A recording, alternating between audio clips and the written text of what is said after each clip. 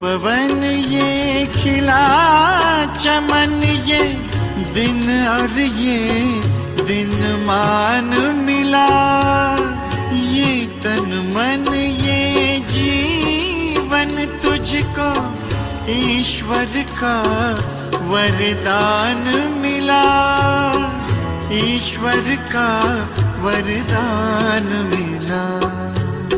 सफल करो और पाओ सफलता, सफल करो और पाओ सफलता। मुरली मधुर वो सुना रहा, वो करुणा कर दया का सागर, स्नेह में सबको समा रहा, स्नेह में सबको समा रहा। आओ प्रभु शरण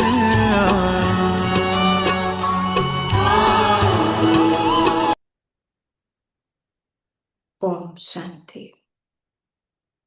बाबा के प्यार में समाये हुए, बाबा के वरदानों से भरपूर बाबा के बच्चों का आज की अव्यक्त मुरली में बहुत बहुत स्वागत है। आज की अव्यक्त मुरली क्लास में हम विशेष 1970 की एक मुरली ले रहे हैं, जिसमें बाबा ने बच्चों को बुद्धि को बिजी रखने के लिए टाइम टेबल बनाने के लिए कहा। क्योंकि बाबा हमें रोज महावाक्यों में डायरेक्शन तो देते हैं, बच्चे ऐसे प्रैक्टिस करो, ये ड्रिल करो, लेकिन उसको एक विधि पूर्वक कैसे करना है, उसके लिए बाबा कहते हैं प्लानिंग की जरूरत होती है। लक्ष्य हमने रखा वो पहली चीज है, लेकिन लक्ष्य तक पहुंचने के लिए, वो लक्षण अपने अंदर लाने के लिए एक प्लानिंग की आवश्यकता। वो प्लानिंग बाबा आज हमें बता रहे हैं कि बहुत विधि पूर्वक अपनी बुद्धि का टाइम टेबल बनाओ। तो मीठे बाप दादा का हम आवाहन करते हैं।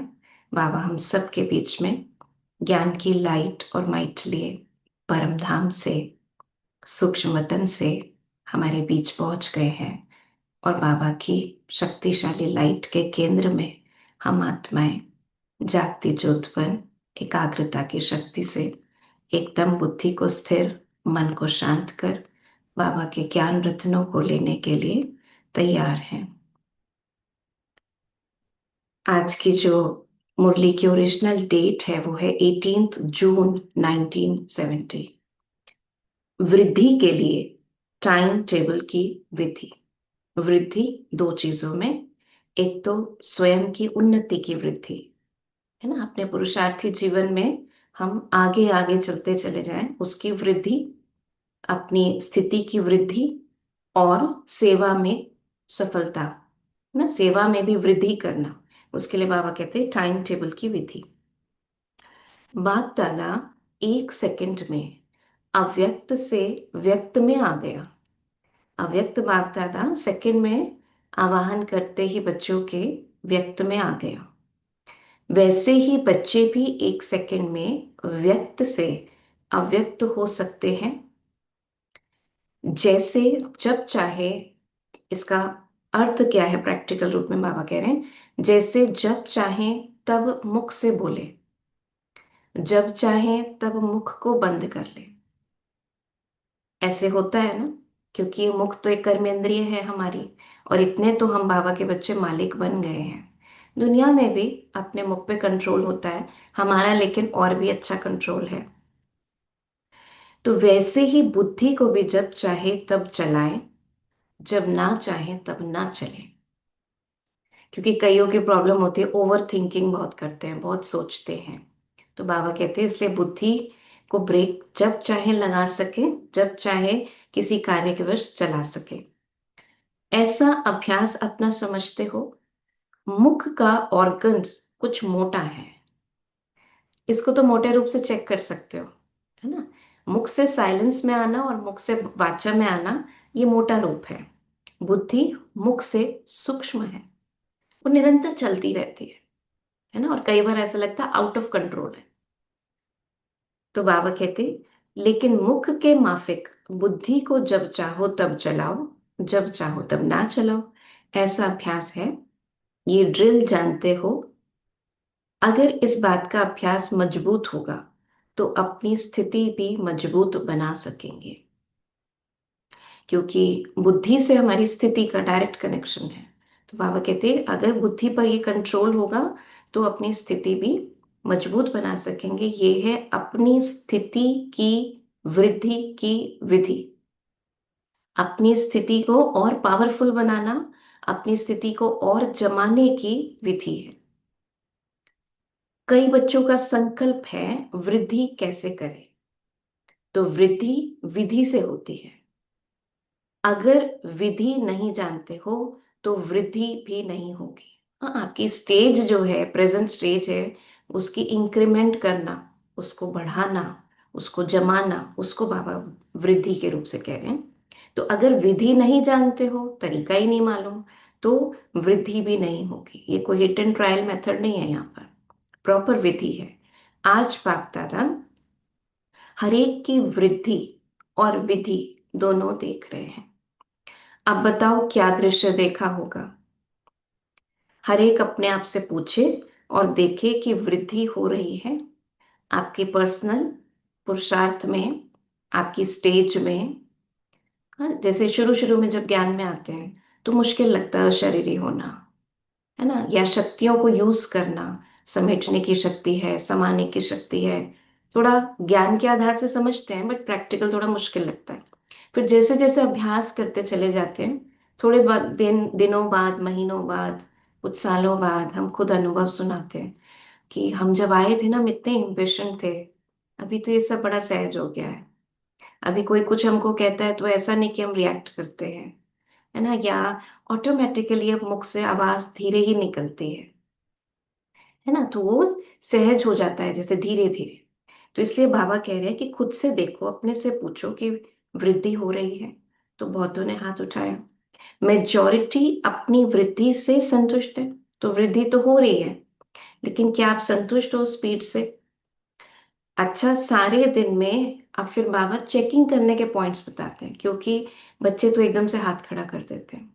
तो बाबा आईना दिखाते हैं। सारे दिन में अव्यक्त स्थिति कितना समय रहती है? बिंदी रूप के लिए नहीं पूछते हैं।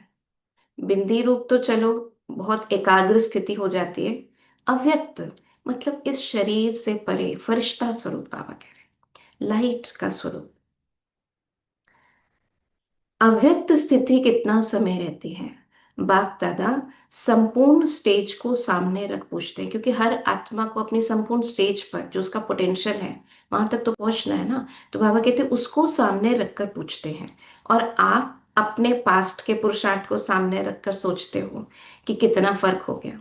दोनों का डिफरेंस देख रहे हैं? बाबा हमारी परफेक्ट स्टेज को जो हमें प्राप्त करनी है अल्टीमेटली, उससे आज का मिलान करते हैं। और हम क्या करते हैं, जब हम ज्ञान में आए थे तब से हम अपना डिफरेंस देखते हैं। तो डेफिनेटली तब से तो हम आगे गए हैं, लेकिन जो हमारा लक्ष्य है वहां से अगर हम देखें तो अभी कितना पीछे है। तो बाबा जैसे हमें आईना दिखा रहे हैं। वर्तमान समय पढ़ाई की मुख्य सब्जेक्ट्स कौन सी चल रही है? मुख्य सब्जेक्ट ये पढ़ रहे हो कि ज्यादा से ज्यादा अव्यक्त स्थिति बने, क्योंकि जब से बाबा 18 जनवरी 1969 में अव्यक्त हुए, तो बाबा खुद अव्यक्त हुए बच्चों को अव्यक्त बनाने के लिए। तो इसलिए बाबा की मुरलियां जो है ना सारी, खास 69, 70, 71 की, वो अव्यक्त स्थिति के ऊपर है। तो बाबा इसलिए पूछ रहे हैं अभी कौन सी मेन सब्जेक्ट की पढ़ाई हो रही है? तो मुख्य सब्जेक्ट में अभी रिजल्ट तो कम है। मुख्य सब्जेक्ट है हमारी ज्यादा से ज्यादा अव्यक्त स्थिति बनाना, तो उसमें रिजल्ट तो कम है। निरंतर याद में रहने की संपूर्ण स्टेज के आगे 1-2 घंटा क्या है? अब बच्चों का रिजल्ट क्या है? 1-2 घंटा। अब हम अपने आप से पूछे हमारा 1-2 घंटा भी है? तो बाबा कहते आपकी निरंतर याद की जो अल्टीमेट स्टेज होगी उसके आगे प्रेजेंट का 1-2 घंटा तो बहुत कम है। इनसे ज्यादा अपनी अव्यक्त स्थिति बनाने की विधि बुद्धि में है, कुछ है प्लानिंग। अगर विधि है तो वृद्धि क्यों नहीं होती है, उसका कारण क्या है? विधि का ज्ञान सारा स्पष्ट बुद्धि में आता है, लेकिन एक बात नहीं आती, जिस कारण विधि का मालूम होते भी वृद्धि नहीं होती।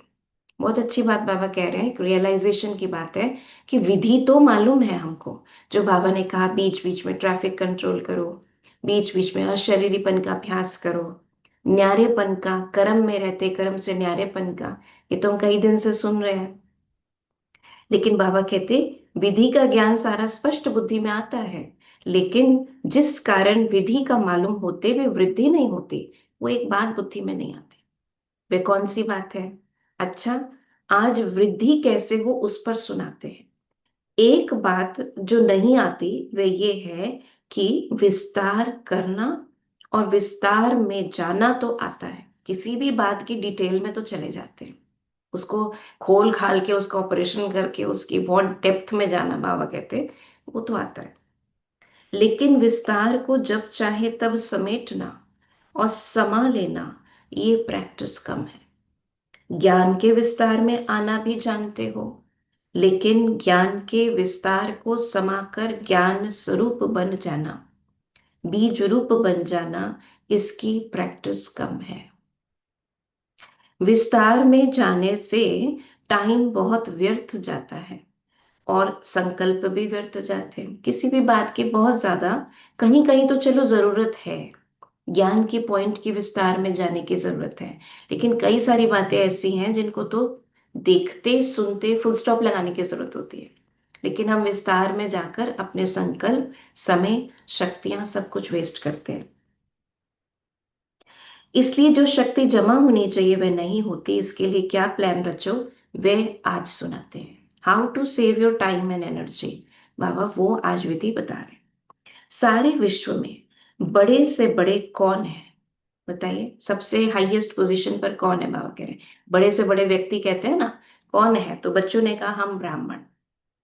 बाबा कहते हैं बड़े से बड़े आदमी क्या करते हैं? देखो, हर बात में बाबा प्रश्न पूछ रहे हैं, जिससे बुद्धि के अंदर, है ना, बुद्धि रूपी जो सागर कहें, उसके अंदर जैसे बाबा प्रश्न रूपी पत्थर डालते हैं कि जिससे तरंगे उठे, कुछ मन में उसका सोल्यूशन निकले, कुछ बातें ज्ञान के समुंदर में बाबा जैसे हमको कुछ प्रश्न देते हैं। तो बाबा पूछ रहे हैं आजकल जो बड़े आदमी होते हैं वे क्या साधन अपनाते हैं जिससे बड़े बड़े कार्य में सफलता पाते हैं?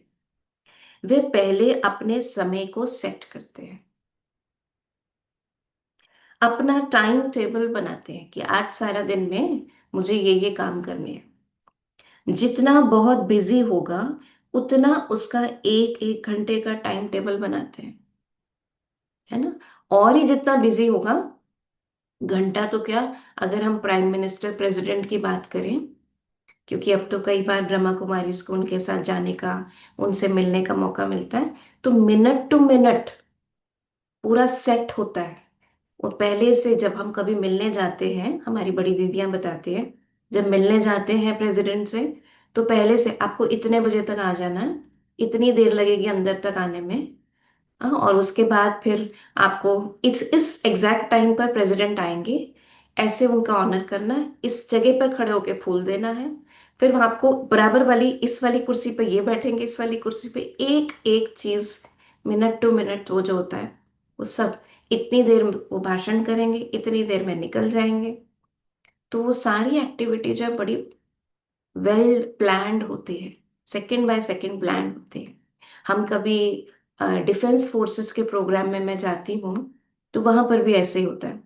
मुझे एक दिन पहले से कॉल्स आनी शुरू हो जाती है, आपको इतने बजे पहुंचना है, गाड़ी लेने पहुंच जाएगी, इतने बजे एंटर करना है, फिर आप पहले उस ऑफिस में बैठेंगी, वहां पर आपसे ये मिलेगा।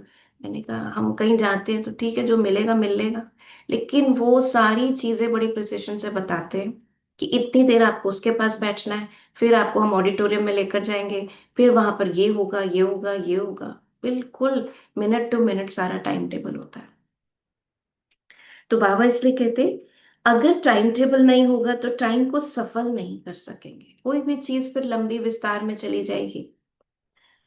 टाइम को सफल नहीं करेंगे तो कार्य भी सफल नहीं होगा। इसलिए आजकल के बड़े आदमी हर समय का टाइम टेबल बनाते हैं, अपनी डायरी में नोट रखते हैं। जब आप ब्राह्मण बड़े से बड़े हो तो आप अपना टाइम टेबल रखते हो। जब हम खुद को समझते हैं हम विश्व में इन सब बड़ी आत्माओं से भी बहुत ऊंचे हैं, भगवान के बच्चे हैं, सबसे ऊंचे कर्तव्य में लगे हुए हैं, तो बाबा कहते हैं आप अपने टाइम टेबल को सेट करते हो। ये एक विधि है, जैसे वे लोग सवेरे दिन आरंभ होते ही टाइम टेबल बनाते हैं, इस रीति आप हर एक अमृत वेले से ही टाइम टेबल बनाओ कि आज के दिन क्या क्या करना है। जैसे शारीरिक कार्य का टाइम टेबल बना है, वैसे आत्मा के उन्नति का भी टाइम टेबल बनाओ। समझा? इसमें अटेंशन और चेकिंग कम है। बाबा ने देखा इस पे अटेंशन नहीं देते, चेकिंग भी नहीं करते। अब ऐसा टाइम टेबल बनाओ जैसे वे लोग अपने प्लान बनाते हैं, आज के दिन इतने कार्य समाप्त करने हैं, इस रीति आज के दिन अव्यक्त स्थिति का इतना परसेंट और इतना समय निकालना है।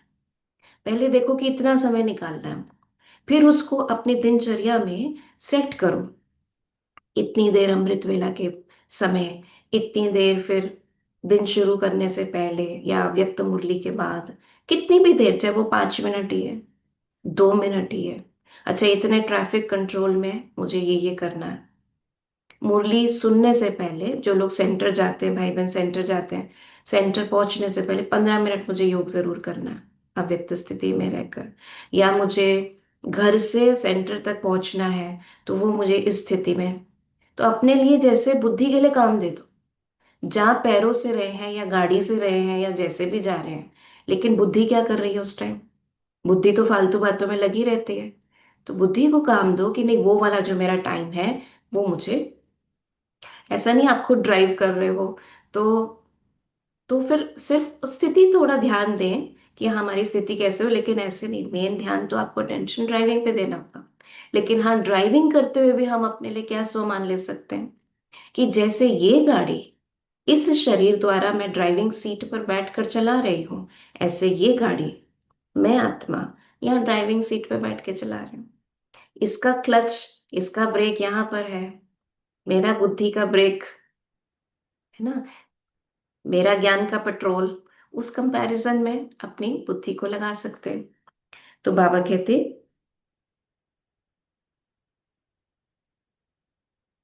हाँ, तो इस रीति आज के दिन अमृत वेला, सॉरी, अव्यक्त स्थिति का इतना परसेंट, इतना समय निकालना है। टाइम प्रमाण चलने से एक ही दिन में अनेक कार्य कर सकते हैं।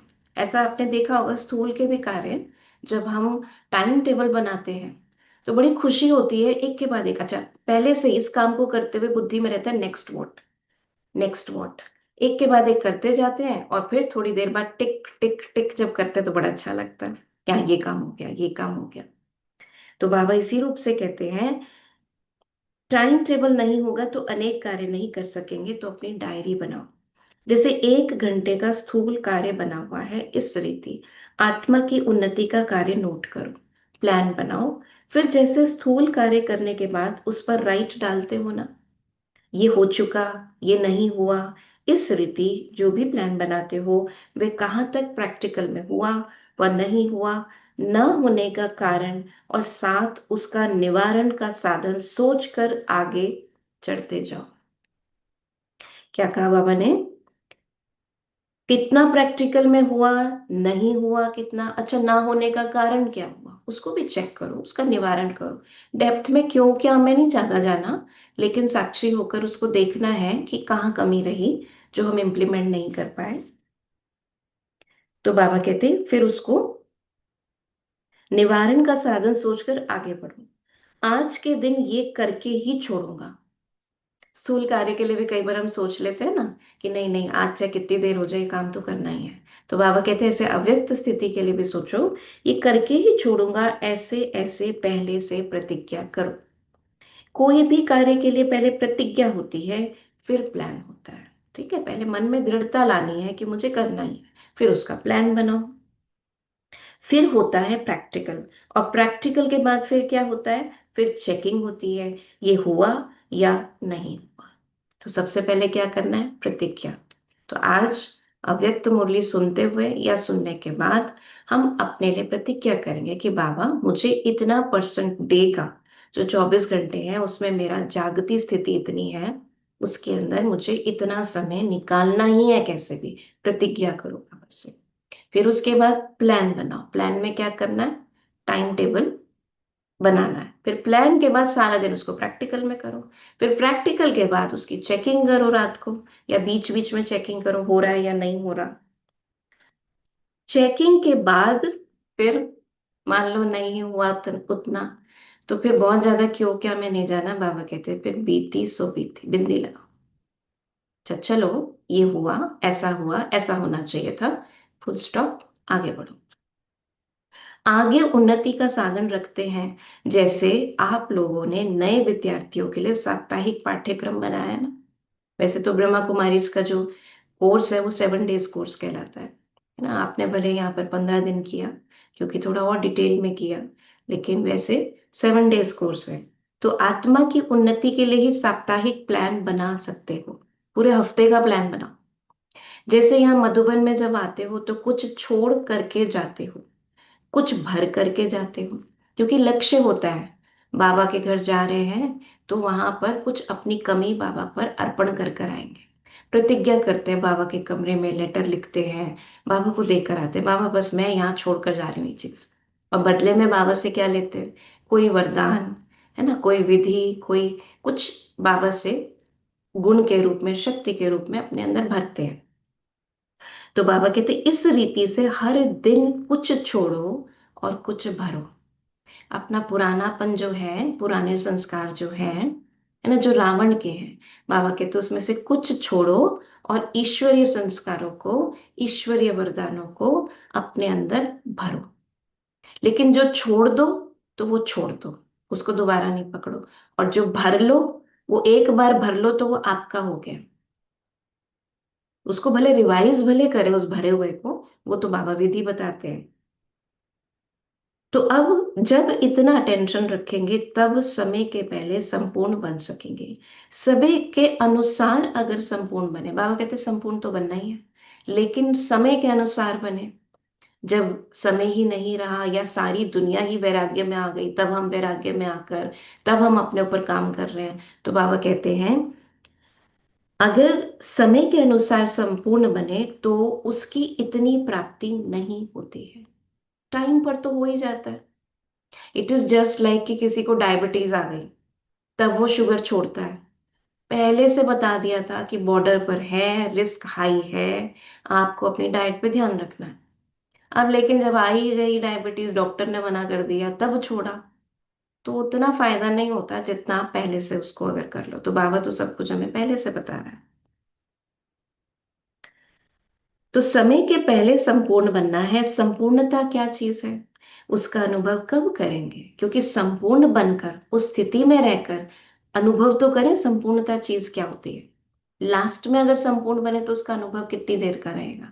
और बाबा हमको कहते हैं बहुत काल का अभ्यास, बहुत काल का अनुभव। ईश्वरीय अतीन्द्रिय सुख निरंतर क्या होता है, उसका अनुभव यहाँ ही करना है। अब देखेंगे कि कायदे मुजिम कैसे अपना टाइम टेबल व साप्ताहिक कार्यक्रम बनाते हैं। ठीक है, तो आज ही बाबा के आगे प्रतिज्ञा कर लें और पूरे वीक का प्लान बनाएं। बाबा कहते हैं अब देखूंगा मैं। और पता है हम बच्चे बाबा क्यों आए हैं, सारी विश्व के लिए नहीं आया है। सारा विश्व वो बदलता है हमारे लिए। तो बाबा कई बार ये बात कहते हैं कि तुमने तो अपने संबंध कहाँ कहाँ बना रखे हैं, मेरा तो और कोई संबंध है नहीं। मुझ बाप का तो तुम बच्चों के साथ ही संबंध है ना। तो बाबा जैसे कई होते हैं ना, हेलीकॉप्टर पेरेंट होते हैं, हाँ, वो अपने बच्चों के ऊपर ही नजर रखते हैं सारा टाइम।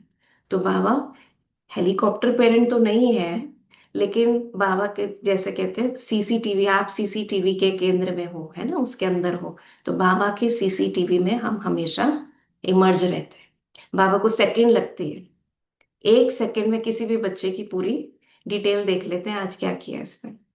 तो सारे दिन में अपने आप को कैसे देखें, हम बाबा के सीसीटीवी के अंदर हैं। अब सीसीटीवी में सारा दिन कोई नहीं देखता रहता, लेकिन रिकॉर्डिंग होती है, आप कभी भी पीछे जाकर आगे जाकर देख सकते हो।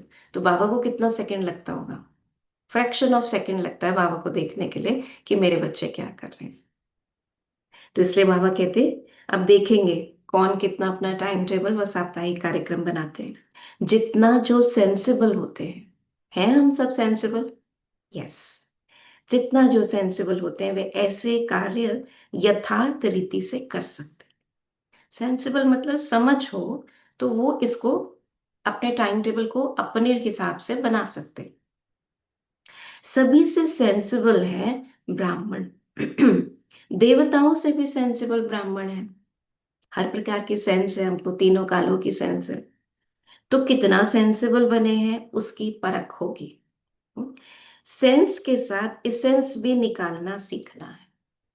सेंस तो दी है बाबा ने, त्रिकालदर्शी बना दिया, लेकिन उसके साथ इसेंस वो भी सीखना है। इसेंस बहुत थोड़ा होता है। इत्र होता है ना, जो फूलों का इत्र निकालते हैं, एसेंस निकालते हैं, तो इतने फूलों में से बहुत थोड़ा सा, इत्र की बोतल इतनी छोटी सी होती है और महंगी होती है, क्योंकि उसमें सारा फूलों के रस का सार होता है। छोटा सा बूंद भी बहुत खुशबू देता है। तो बाबा इसलिए कहते हैं सेंस भी है, लेकिन साथ में एसेंस भी निकालना पड़ेगा। एसेंस बहुत थोड़ा होता है और जिसकी एसेंस निकालते हैं वे बहुत विस्तार होता है। तो सेंस भी अच्छा चाहिए और एसेंस निकालना भी आना चाहिए। कोई कोई में सेंस बहुत है, समझ तो है, लेकिन एसेंस में टिकना नहीं आता। वो अपनी बुद्धि को विस्तार में ही लगाते रहते हैं। तो दोनों ही अभ्यास चाहिए। सुनाया था ना कि आप लोग भी नेचर क्योर करने वाले हो। दुनिया में आजकल नेचर क्योर, नेचुरोपैथी, ये सब चीजें बहुत ज्यादा चल गई है। तो बाबा कहते आप भी तो नेचर क्योर करने वाले हो। नेचर अर्थात संस्कार। हम कहते हैं ना मेरी नेचर ही ऐसी है, तो बाबा कहते हैं आप ये वाली नेचर नहीं, पांच तत्वों वाली नेचर नहीं, वो भी ऑटोमेटिकली ठीक होती है, लेकिन आप अपनी नेचर अर्थात संस्कार को ठीक करने वाले हो। जब पुरुषार्थ नहीं कर पाते तो दोष रखते हो नेचर पर। क्या करूं, मेरी बचपन से नेचर ही ऐसी है, कह देते ना, हमारी नेचर ऐसी है। नेचर पर दोष रख अपने को हल्का कर देते हो, लेकिन नहीं, आप लोगों का कर्तव्य ही है नेचर क्योर करना। वे नेचर क्योर वाले फास्ट रखाते हैं, फास्टिंग कराते हैं ना, इतने घंटे की इंटरमिटेंट फास्टिंग। तो बाबा कहते तो आप लोगों को अब क्या करना है, फास्ट जाना है। ठीक है। बाबा शब्दों को कितने प्यारे तरीके से उठाते हैं और उसको सही जगह सेट करते हैं। ये भी एक एसेंस की बात है कि इतनी बड़ी बात को एक शब्द में, सार में बाबा बताते हैं। तो हमें क्या करना है, फास्ट जाना है, लास्ट नहीं रहना है। फास्ट जाने के लिए क्या करो, फास्ट रखो। नोट कर लीजिए लाइन, फास्ट जाने के लिए फास्ट रखो। कौन सी फास्ट रखें, फास्ट मतलब व्रत रखो, टाइम टेबल बनाओ। आज इस दिन इस बात की फास्ट रखेंगे, प्रतिज्ञा करो। जैसे वे लोग कब कोई चीज की फास्ट रखते हैं, वैसे आप लोग भी हर रोज कोई ना कोई कमी की बात नोट करो। वो कहते हैं ना, गेहूं नहीं खाएंगे आज, अनाज नहीं खाएंगे, कोई नमक नहीं खाते, कोई कुछ चीज का फास्ट रखते हैं। तो बाबा कहते हैं आप भी किसी एक कमजोरी का फास्ट रखो। अच्छा है ना ये, कितना अच्छा फास्ट सिखा रहे हैं बाबा। तो कोई ना कोई कमी की बात को रोज नोट करो। वे लोग भी जो चीज नुकसानकारक है उसके लिए फास्ट रखते हैं। कहते हैं फास्ट फूड का फास्टिंग रखना है ना, मैदे की चीज नहीं खानी है, फ्राइड चीज नहीं खानी है, ऐसे फास्ट रखते हैं ना कोई पर्टिकुलर चीज के, क्योंकि वो चीज नुकसान देती है। तो ऐसे ही बाबा कहते हैं तो पुरुषार्थ में जो भी नुकसानकारक बातें हैं उनकी फास्ट रखो, फिर उसको चेक भी करो। हाँ, बैड फूड हैबिट के लिए भी हो सकता है, बिल्कुल सही बात है। कई व्रत रखते हैं, उपवास रखते हैं, लेकिन कर नहीं पाते, तो बीच में खा भी लेते हैं। फिर भूख बहुत लगती है, कोई चीज को देखकर एकदम से मन एकदम से ऐसा हो जाता है, मुंह में पानी आने लगता है, कहते नहीं भाई हमसे नहीं हो रहा, बीच में छोड़ देते हैं। यहाँ भी ऐसे करते हैं। जैसे भक्ति मार्ग की आदत पड़ी हुई है, सुबह को प्रतिज्ञा करते हैं कि ये नहीं करेंगे, फिर दिन आरंभ हुआ तो वे प्रतिज्ञा खत्म। यहाँ भी ऐसे सुबह को प्रतिज्ञा करते हैं, फिर कह देते बाबा समस्या ऐसी आ गई। मान लो आप व्रत लेते हो, आज मैंने बहुत शांति से बात करनी है, किसी पर क्रोध नहीं करना, ठीक है ना, बहुत शांत अवस्था बनानी है। तो हमने फास्ट लिया सुबह, लेकिन 2 घंटे बाद ही कोई सिचुएशन आई और फिर कहते बाबा बात ही ऐसी आई ना, समस्या ने ऐसा घेर लिया कि वहां पर बस गुस्सा आ ही गया। तो बाबा इसलिए कहते, तो यहाँ भी ऐसे करते हैं, समस्या समाप्त होगी तो फिर करूंगा।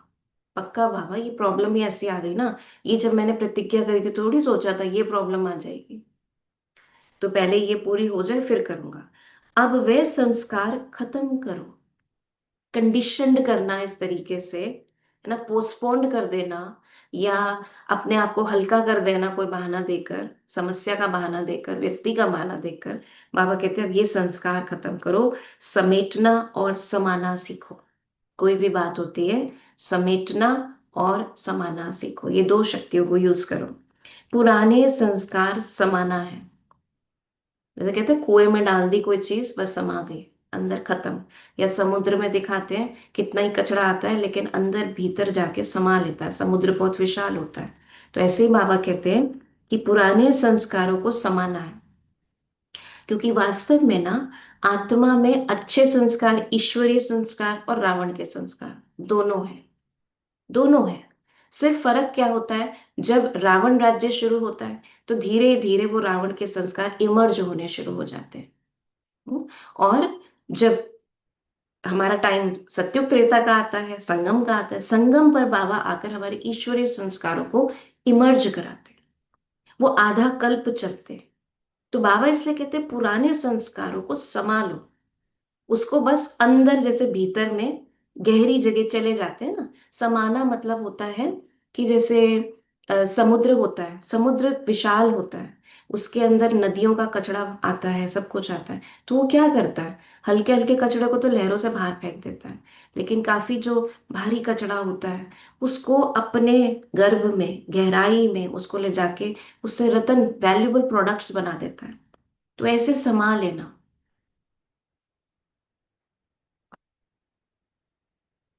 तो बाबा कहते उसकी प्रतिज्ञा करो, वह फास्ट रखो, किसके, पुराने संस्कार को समाने की। बड़े आदमियों के पहले से ही प्रोग्राम फिक्स होते हैं ना, आप लोग तो सभी से बड़े हो, तो अपना प्रोग्राम भी 6 मास का फिक्स करो।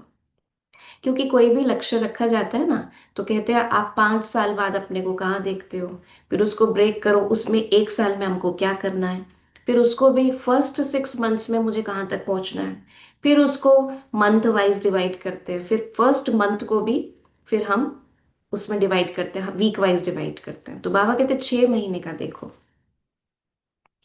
ये कार्य करके ही छोड़ूंगा, ठीक है, 6 मंथ्स में मैं ये कार्य करके ही छोड़ूंगा, बनकर ही छोड़ूंगा। जब इतना निश्चय बुद्धि बनेंगे तब विजयी बनेंगे। बाप में तो निश्चय है, लेकिन अपने में भी निश्चय बुद्धि होकर कार्य करो, तो फिर विजय ही विजय। बाबा में तो है निश्चय कि भगवान है वो, लेकिन बाबा कहते खुद की शक्तियों पे क्यों डाउट आ जाता है, भगवान की संतान हो ना, तो अपने ऊपर भी निश्चय करके करो, तो विजय ही विजय है। हम्म? निश्चय बुद्धि विजयंती, बाबा कहते हैं विजय के आगे समस्या कोई चीज नहीं है। फिर वह समस्या नहीं फील होगी, लेकिन खेल फील होगा। जैसे हर्डल रेस होती है ना, पहले से पता है हर्डल्स आएंगी, तो पहले से वो लक्ष्य सामने होता है, जितनी भी हर्डल आएगी उस पर जंप करके जाना है। तो बाबा कहते हैं समस्या फिर फील नहीं होगी, खेल फील होगा। खेल खुशी से किया जाता है ना, कोई कार्य सहज होता है तो आप लोग कहते हो ना ये तो बाएं हाथ का खेल है। चाहे प्रॉब्लम आई कहेंगे अरे ये तो मेरे लिए बाएं हाथ का खेल है, अर्थात सहज है। तो ये भी बुद्धि का खेल हो जाएगा, खेल में घबराएंगे नहीं। बड़े से बड़े हो तो बड़े से बड़ी स्थिति भी बनाओ, आप विश्व में सबसे ऊंची आत्मा हो, क्योंकि भगवान की डायरेक्ट रचना हो, भगवान की डायरेक्ट संतान हो, तो अपनी स्थिति भी ऊंची से ऊंची बनाओ। कई बड़े आदमी ऐसे होते हैं जो अपने बड़ेपन में ठहरना जिनको नहीं आता, पोजीशन बड़ी है लेकिन बड़प्पन नहीं होता। आप लोग ऐसे नहीं बनना, जितने बड़े हो उतना ही बड़ी स्थिति भी दिखलाओ, बड़ा कार्य करके दिखाओ। कम से कम 8 घंटे का लक्ष्य रखना है। ऊंचा ऊंचा लक्ष्य दिया है बाबा ने 8 घंटे का। निरंतर मतलब तो 24 घंटे होता है, उसमें से बाबा ने 1/3 ही लक्ष्य दिया है अभी। 8 घंटे का कम से कम लक्ष्य रखना है। अव्यक्त स्थिति के लिए कह रहे हैं। अव्यक्त स्थिति 8 घंटा बनाना बड़ी बात नहीं है, बिंदु रूप के लिए नहीं कह रहे बाबा। बिंदु रूप 8 घंटा बनाना बड़ी बात है, लेकिन अव्यक्त स्थिति बाबा कहते हैं वो तो काम करते हुए भी, कोई कार्य करते हुए भी आप वो स्थिति बना सकते हो, तो उसके लिए कोई कार्य छोड़कर नहीं बैठना। तो बाबा कहते हैं अव्यक्त की स्मृति अर्थात अव्यक्त स्थिति, और डिटेल में बाबा ने बता दी। अव्यक्त की स्मृति अर्थात अपने फरिश्ताईपन की स्मृति, वो है अव्यक्त स्थिति। बाप की 2 घंटे याद क्यों? 2 घंटे बाप की याद रही तो बाकी समय क्या रहा? फिर किसकी याद रही? बाप के स्नेही हो व माया के स्नेही हो। जिससे स्नेह होता है, स्नेह अर्थात संपर्क, हम बुद्धि से उसके साथ लगे ही रहते हैं, है ना। तो बाबा इसलिए कहते हैं स्नेह अर्थात संपर्क। तो बाबा के संपर्क में रहना, ये नहीं कि अभी हमने मुरली सुनी फिर हम दूसरों के संपर्क में आ गए, दूसरों के संपर्क में आते भी बाबा के संपर्क में रहना। जिससे संपर्क होता है तो उन जैसे संस्कार जरूर भरेंगे। संस्कार मिलने के आधार से ही तो संपर्क होता है ना। हमारा किन लोगों से ज्यादा संपर्क रहता है? जिनका नेचर हमसे मिलता है। नहीं मिलता तो हम उनके साथ रह रह के उनके जैसे हो जाते हैं। तो बाबा इसलिए कहते, तो अगर बाप के स्नेही हो, संपर्क भी है, तो संस्कार क्यों नहीं मिलते? फिर बाप दादा कहेंगे, बाबा पहले कह रहे, फिर बाबा कहेंगे कि माया के स्नेही हो। अगर 2 घंटे बाप के स्नेही और 22 घंटा माया के स्नेही रहते हो तो क्या कहेंगे? सर्विस करते भी स्नेह को, संपर्क को ना छोड़ो। आप कोई भी सेवा पर हो, लौकिक सेवा अलौकिक सेवा, लेकिन बाबा कहते उसमें भी बाबा के साथ कनेक्शन को नहीं छोड़ो ना, तो आपकी अव्यक्त स्थिति हुई। संपूर्ण स्टेज तो नजदीक रहने की है, एक गीत भी है ना, ना वो हमसे जुदा होंगे, ना उल्फत दिल से निकलेगी। जब जुदा ही नहीं होंगे तो स्नेह दिल से कैसे निकलेगा? तो होना निरंतर चाहिए, परंतु पुरुषार्थी के कारण बाबा फिर भी मार्जिन देते हैं। तो कम से कम 8 घंटे का लक्ष्य रखकर डायरी बनाओ। ठीक है, अब काम क्या है, विधि क्या है? डायरी बनाओ, टाइम टेबल बनाओ, फिर रिजल्ट भी देखेंगे। हर सप्ताह की रिजल्ट अपनी ब्राह्मणी से चेक कराओ। ब्राह्मणी मतलब जो निमित्त आत्मा है, उससे चेक कराओ, जो आपके निमित्त टीचर है। और हर सप्ताह की रिजल्ट इकट्ठी कर 1 मास की रिजल्ट फिर मधुबन में आनी चाहिए। ब्राह्मणियों को काम करना चाहिए, हर सप्ताह की डायरी हर एक की चेक करो। पहले तो देखो परिवार छोटा होता था, हर सेंटर पर भी कम भाई बहन आते थे, तो टीचर के लिए इजी होता था, बाहर की सेवाएं भी इतनी नहीं होती थी। अभी तो बहुत बेहद की सेवाएं हैं, हर एक का चेक करना तो मुश्किल नहीं। तो बाबा आज कहते हैं अपने आप चेक करो बाबा की मुरली से, क्योंकि सेंसिबल भी तो बन गए हैं ना हम सब। तो बाबा कहते हर सप्ताह की डायरी हर एक की चेक करो, क्या टाइम टेबल बनाया, उसमें कहाँ तक सफल हुए। ठीक है, फिर भी अगर कोई टाइम टेबल बना के चेकिंग कराना चाहता है तो करा सकते हैं। फिर शॉर्ट में 1 मास की रिजल्ट मधुबन में भेजनी है। अभी अलबेलेपन का समय नहीं है, मतलब टाल मटोल करने का समय नहीं है।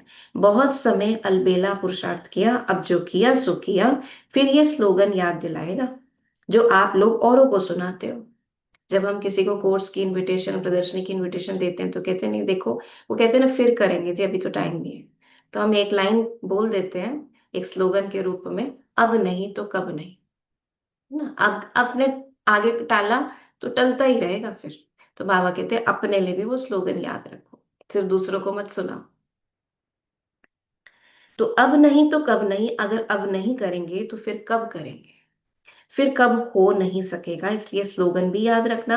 हर दिन का अलग अलग अपने प्रति स्लोगन भी सामने रख सकते हो, ये भी कर सकते हो। जैसे ये स्लोगन है कि जो कर्म मैं करूंगा मुझे देख और करेंगे, तो ये अपने लिए आपने सारा दिन का स्लोगन रख लिया। तो आप देखो फिर कर्म करते हुए आपकी स्थिति कितनी अच्छी होगी। आपको सिर्फ एक ही लाइन याद रखनी है, जो कर्म मैं करूंगा मुझे देख और करेंगे। तो मेरा कर्म कैसा होना चाहिए, मेरी स्थिति कैसी होनी चाहिए, मेरी स्मृति क्या होनी चाहिए। इस रीति दूसरे दिन फिर दूसरा स्लोगन सामने रखो, जैसे बाप दादा ने सुनाया कि सफलता हमारा जन्मसिद्ध अधिकार है। अब ये ले लो, किसी दिन ये ले लो, सफलता मेरा जन्मसिद्ध अधिकार है। बाबा पूछ रहे हैं दुग्गल भाई कि व्यक्त और अव्यक्त में क्या फर्क है। व्यक्त मतलब अगर मोटे रूप से आप देखो, व्यक्त मतलब देह भान में रहना, अव्यक्त मतलब देही अभिमानी स्थिति, सोल कॉन्शियस स्टेज में रहना। भले कर्म करते हैं, लेकिन कर्म करते हुए जैसे मैं आत्मा इस शरीर से अलग, इस शरीर से कर्म करा रहे हैं। ठीक है, उसको फरिश्ताई स्वरूप भी कह सकते हैं, अव्यक्त स्थिति अर्थात बॉडी कॉन्शियस से परे की स्थिति। तो फरिश्ताई स्थिति कर्म करते हुए बहुत कंफर्टेबल रहती है, एज कंपेयर टू बिंदु स्थिति। बिंदु रहकर फिर काम करना थोड़ा ज्यादा ज्यादा कंसंट्रेशन चाहिए होती है। लेकिन फरिश्ता स्वरूप में तो, फरिश्ते में तो लाइट की आकार की बॉडी तो है ही ना, तो उससे मैं काम कर रही हूँ, मैं फरिश्ता इस शरीर में अवतरित हुई हूँ। तो ये भी अव्यक्त स्थिति है। ठीक है, तो बाबा ने कहा इस रीति दूसरे दिन दूसरा स्लोगन लो, जैसे बाबा ने सुनाया सफलता हमारा जन्म सिद्ध अधिकार है। तो ये भी सुनाया था कि मिटेंगे लेकिन हटेंगे नहीं, मिट जाएंगे लेकिन इस रास्ते से हटेंगे नहीं। इसी प्रकार हर रोज का कोई ना कोई स्लोगन सामने रखो और उस स्लोगन को प्रैक्टिकल में लाओ, फिर देखो अव्यक्त स्थिति कितनी जल्दी हो जाती है। ठीक है, ये बाबा ने जैसे विधि बताई, कितने सारे आज की मुरली के अंदर ही बाबा ने सुना दिया, अब नहीं तो कब नहीं। ये स्लोगन ले लो, जो कर्म मैं करूंगा मुझे देख और करेंगे, सफलता मेरा जन्मसिद्ध अधिकार है। और फिर बाबा ने कहा मिटेंगे लेकिन हटेंगे नहीं।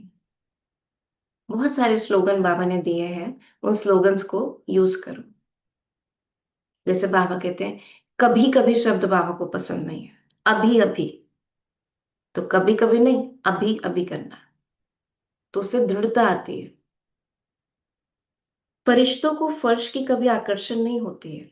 अब अव्यक्त स्थिति अर्थात फरिश्ता स्थिति, तो बाबा कहते हैं उनको फर्श की कभी आकर्षण नहीं होती, फरिश्ते हमेशा उड़ते हुए दिखाई देते हैं।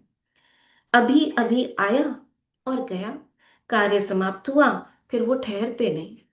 आप लोगों ने भी कार्य के लिए व्यक्त का आधार लिया है, व्यक्त मतलब शरीर का आधार लिया है, कार्य समाप्त किया, फिर अव्यक्त 1 सेकंड में। ये प्रैक्टिस हो जाए, फिर क्या कहलाएंगे, फरिश्ता कहलाएंगे। अच्छा, ओम शांति। कितनी प्रैक्टिकल मुरली है, जिसमें बाबा ने कहा पहले प्रतिज्ञा कर, करके ही दिखाएंगे, करके ही छोड़ेंगे। तो उसके अंदर 6 मास का भी लक्ष्य रखो, 1 महीने का भी रखो, 1 हफ्ते का, फिर टाइम टेबल बनाओ, और फिर उसमें मुख्य 1 दिन का प्रैक्टिकल में करके देखो। प्लान बनाया, 3 4 चीजें बाबा ने बताई। पहले प्रतिज्ञा करो बाबा के आगे बैठकर, बाबा ये मुझे इस, क्योंकि हर एक का पुरुषार्थ का जो विधि है, विधि तो बाबा ने बताई, लेकिन हर एक को अपने ऊपर अलग अलग संस्कारों पर काम करना है ना। तो अपने लिए वो लक्ष्य रखकर प्रतिज्ञा करो, फिर उसके बाद उसका प्लान बनाओ, जिसको बाबा ने कहा टाइम टेबल बनाओ, फिर उसके बाद बाबा ने कहा उसको प्रैक्टिकल में लेकर आओ, फिर उसको चेकिंग करो, और चेकिंग करके जो भी रहा फिर बीती सो बीती, आगे के लिए प्रोग्रेस करो। ठीक है, तो ये विधि जो बाबा ने बताई, इसको आज प्रैक्टिकल में लाना ही लाना है। ओके, तो इससे बाबा ने कहा कोई कोई स्लोगन याद रखो, कोई कोई अपने लिए विधि ऐड करो, फास्टिंग करो। कितनी अच्छी बात बाबा ने कही, फास्ट रखो तो फास्ट जाओगे, फास्ट रखेंगे तो फास्ट जाओगे। फास्ट किसका रखना है, कोई ना कोई कमजोरी का फास्ट। मुझे बहुत अच्छा लगा था जिस दिन मुझे बाबा के ज्ञान की पहली डोज मिली थी, है ना, थोड़ा सा पता लगा था, तो मेरे को यही बात अट्रैक्ट करी थी। उस दिन मेरा शिवरात्रि का फास्ट था, और मैं जिनसे मिली वो बाबा के बच्चे थे। तो उन्होंने मेरे से कहा, मैं उनसे मिलने गई तो उन्होंने कहा आप कुछ खाएंगी, मैंने कहा नहीं आज तो मेरा फास्ट है। तो उन्होंने कहा अच्छा आपने शिवरात्रि का फास्ट रखा हो, तो मुझे लगता था मेरा फास्ट है तो सारी दुनिया का ही फास्ट है, शिवरात्रि तो बहुत बड़ा त्योहार होता है। तो मैंने कहा क्यों आपने फास्ट नहीं रखा, तो उन्होंने कहा हम रोज फास्ट रखते हैं। उनका रोज फास्ट कैसे रखते हैं, तब उन्होंने यही विधि बताई मेरे को, कि हम किसी दिन कोई भी जो हमारे अंदर कमजोरी है उसका फास्ट रखते हैं। तो मुझे बहुत अच्छा लगा वो चीज, कि मैंने कहा रियल फास्टिंग तो यही है, जिससे अपने अंदर परिवर्तन आता है। और हमें क्यों अच्छा लगा, क्योंकि हम स्कूल की आत्माएं थी ना, तो जो स्कूल की आत्माएं होंगी उसको ये ज्ञान अच्छा लगेगा। ये निशानी है। ओके, चलिए, ओम शांति। Wish you all the best. हाँ, पूछ रहे time table can be for entire day, work schedule, विचार, कमजोरी, राइट, यस, फॉर एवरीथिंग। बाबा ने कहा ना, आज एक चीज छोड़ो, एक चीज धारण करो। तो क्या कमी छोड़नी है ना? मान लीजिए क्रोध को छोड़ना है, या मान लीजिए ओवर थिंकिंग को छोड़ना है, या मान लीजिए बहुत जल्दी फीलिंग में आ जाते हैं, उसको छोड़ना है। कुछ भी हो सकती है कमी कमजोरी, उस एक को पकड़ो और उसके लिए उसका काउंटर गुण या वरदान या बाबा से वो शक्ति ले लो कि बाबा इस शक्ति को यूज करना है, इस कमजोरी को छोड़ना है। ये मेरा फास्ट है आज का। ठीक है ना? तो कर्म करते हुए, क्योंकि हमें पता है कि हमें ट्रिगर कहाँ से आता है, स्टिमुलस कहाँ से आता है, किसी व्यक्ति से आता है, या ये ऐसी सिचुएशन आती है तो आता है। तो पहले से ही सेट कर लो उसके लिए कि मुझे क्या स्वमान में रहना है, जिससे कि मेरी स्थिति जो है वैसी रहे जैसे बाबा चाहते हैं। और 8 घंटे का बाबा ने कहा लक्ष्य रखो। ओके, ओम शांति। तो टाइम टेबल में 2 कॉलम्स बना सकते हैं, एक फिजिकल वर्क के लिए कि क्या क्या किस टाइम करना है, और एक स्थिति के लिए कि उस टाइम मेरी बुद्धि की स्थिति कैसी हो, बुद्धि की स्मृति कैसी हो। चलिए, चलते हैं बाबा के पास।